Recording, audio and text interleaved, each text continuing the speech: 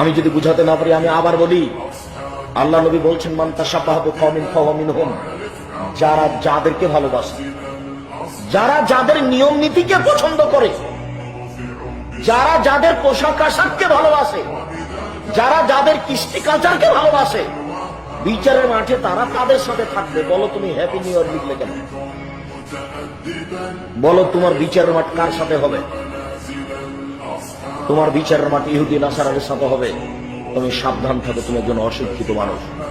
শুনুন, কোন দিনকে মূল্যায়ন করা শিরক, এই কথা একটু পরে বলছি। আপাতত বলে গেলাম, আপনার পরকাল ইহুদি খ্রিস্টানদের সাথে তওবা করা ছাড়া কোনো পথ নাই। আপনি একে স্বাগতম জানালেন কেন?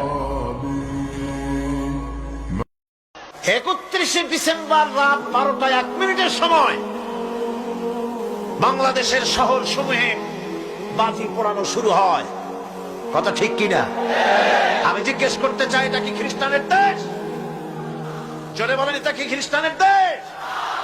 অবশ্য আমাদের দেশে খ্রিস্টান, হিন্দু, বৌদ্ধ যারা আছে তারাও আমাদের নাগরিক, সন্দেহ নাই। কিন্তু এই দেশ হচ্ছে পৃথিবীর দ্বিতীয় বৃহত্তম মুসলিম দেশ। খ্রিস্টানেরা নববর্ষ উদযাপনের জন্য বাজি পোড়া, ফুর্তি করুক, যা বললে তাই করুক, কিন্তু একজন মুসলমান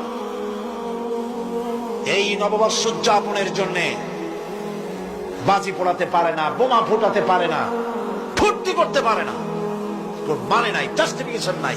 এটা যদি করা হয় আপনি খ্রিস্টানদের গোলামি করছেন, এটাই প্রমাণিত হবে।